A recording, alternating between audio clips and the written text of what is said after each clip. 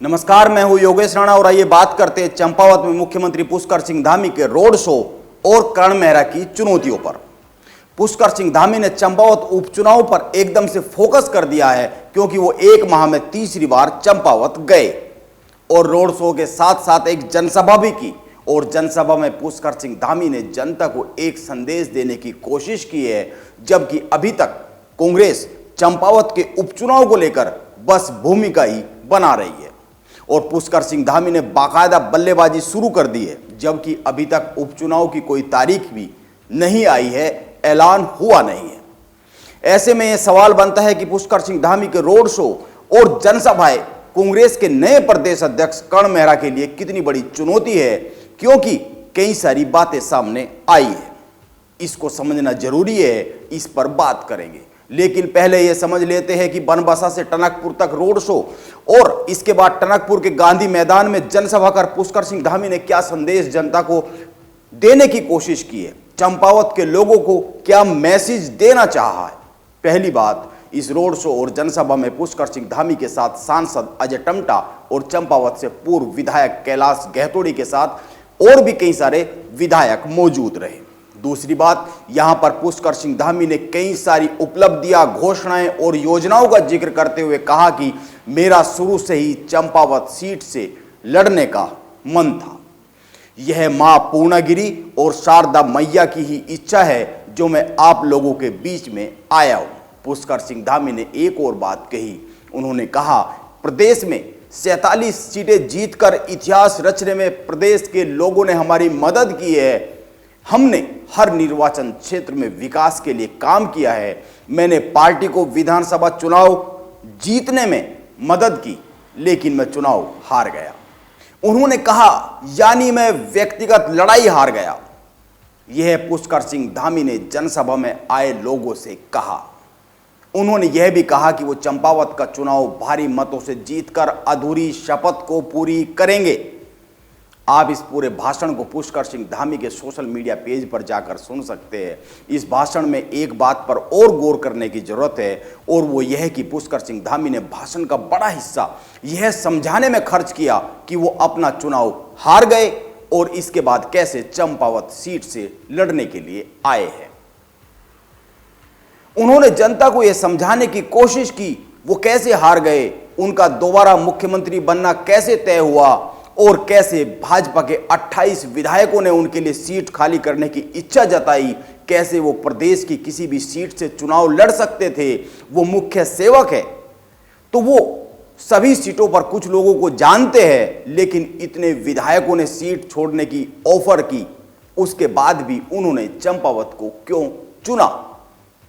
उपचुनाव के लिए उन्होंने बहुत समय इन्हीं बातों को समझाने में लगा दिया। अपने भाषण का बड़ा हिस्सा इसी पर खर्च किया। मुख्यमंत्री पुष्कर सिंह धामी के भाषण की यह एक खास बात रही है। यह देखने और सुनने में एक सामान्य सी बात लग सकती है, लेकिन मैं इसको सामान्य बात नहीं मानता हूं। आप गौर से देखें तो पुष्कर सिंह धामी उन सवालों के उत्तर दे रहे हैं जो उनसे किसी ने ना तो किए और ना ही किसी ने उनसे पूछे। ये सवाल कहां से आए? मेरा बहुत साफ साफ मानना है कि ये सवाल परिस्थितियों से उपजे हैं, और परिस्थितियों से उपजे सवालों के अक्सर जवाब नहीं दिए जाते, अक्सर स्पष्टीकरण नहीं जारी किए जाते। विपरीत परिस्थितियों के खिलाफ केवल एक्ट किया जाता है, कर्तव्य किया जाता है, कर्तव्य पथ पर आगे बढ़ा जाता है। जवाब कई बार आदमी को कमजोर साबित करने लगते हैं, उस समय पर तो जब जवाब मांगा ही नहीं गया है। इसीलिए मेरा मानना है कि पुष्कर सिंह धामी को खटीमा की हार से बाहर आना होगा। वो प्रदेश के मुख्यमंत्री है, उनकी शपथ अधूरी मैं नहीं मानता हूं, वो पूरी है और सच्ची है, और उनका नया मैदान चंपावत है। भाजपा के केंद्रीय नेतृत्व ने उन्हें काबिल समझा है और वो अपने नए मैदान में खड़े हैं, वहां पर लड़ रहे हैं। लड़ाई में स्पष्टीकरण नहीं, परिणाम मायने रखता है। खटीमा गुजरा हुआ कल है और चंपावत वर्तमान है, और यह समय गुजरे हुए कल के गान का नहीं है। कितने विधायकों ने सीट छोड़ने की बात कही और वो किन परिस्थितियों में मुख्यमंत्री बने, यह बहुत पीछे रह गई बातें हैं। अब केवल एक ही सच है, और वो यह कि चंपावत जो उनके इम्तिहान का नया केंद्र बिंदु है, और वो प्रदेश के मुख्यमंत्री है। प्रदेश की उन्नति ही उनका ध्येय है। यह एक बात है जिसको समझना बहुत ही जरूरी है।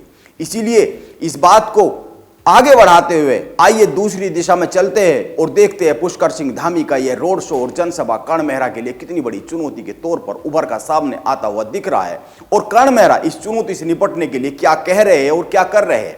कर्ण मेहरा इस समय 3 चुनौतियों का सामना कर रहे हैं। एक, उनको कुछ ही माह में अपनी कार्यकारिणी का उत्तराखंड में गठन करना है, अपनी टीम तैयार करनी है, और दूसरा, हरीश रावत और प्रीतम सिंह के रहते हुए अपनी टीम चुननी है, यानी इन दोनों नेताओं के खास लोगों के साथ तालमेल बनाकर रखना है। और तीसरी, चंपावत उपचुनाव को लेकर एक व्यूह रचना करनी है। पहली दोनों चुनौतियों से निपटने के लिए वो आजकल गढ़वाल के दौरे पर है। कर्ण मेहरा 6 मई को केदारनाथ धाम और 8 मई को बद्रीनाथ धाम के दर्शन करेंगे। 9 मई को हरिद्वार में गंगा आरती के बाद कर्ण मेहरा का पहला गढ़वाल मंडल का दौरा खत्म हो जाएगा।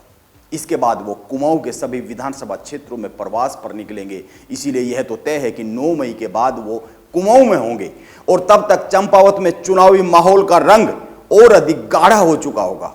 वैसे तीसरी चुनौती चंपावत के उपचुनाव को लेकर कर्ण मेहरा ने बहुत ही साफ साफ शब्दों में एक बात कही है। तीसरी चुनौती को लेकर उन्होंने कहा है, चंपावत उपचुनाव को कांग्रेस कितनी गंभीरता से ले रही है, इसको इस बात से समझा जा सकता है कि पर्यवेक्षक के तौर पर उपनेता प्रतिपक्ष भुवन कापड़ी का चयन किया गया है।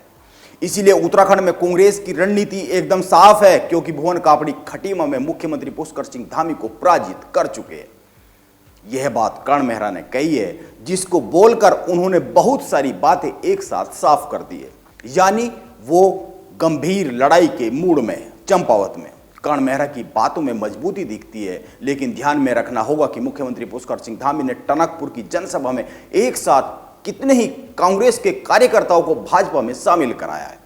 मंच पर 150 लोगों ने भाजपा को ज्वाइन किया है। यह एक खबर है। इसीलिए यह लड़ाई कर्ण मेहरा के लिए इतनी आसान है नहीं, क्योंकि उनको संगठन और मैदान दोनों पर जूझना पड़ सकता है, ऐसा माना जाना चाहिए। इसीलिए देखना होगा कि चंपावत का मैदान किसके लिए चुनौती बनता है और किसके लिए आसान राह बनता है। यह चुनाव उत्तराखंड ही नहीं, भाजपा के केंद्रीय नेतृत्व की राजनीति की दिशा को भी तय करने वाला है, क्योंकि भाजपा के केंद्रीय नेतृत्व ने पुष्कर सिंह धामी को प्रदेश की कमान सौंपकर एक बड़ा फैसला लिया है, जिसकी अग्नि परीक्षा शुरू हो चुकी है। इसीलिए आइए आप और हम इस उपचुनाव पर नजर बनाकर रखते हैं और घटनाओं को देखते हैं वो किस दिशा में बढ़ती हुई दिख रही है। नमस्कार, आप बने रहे मेरे साथ।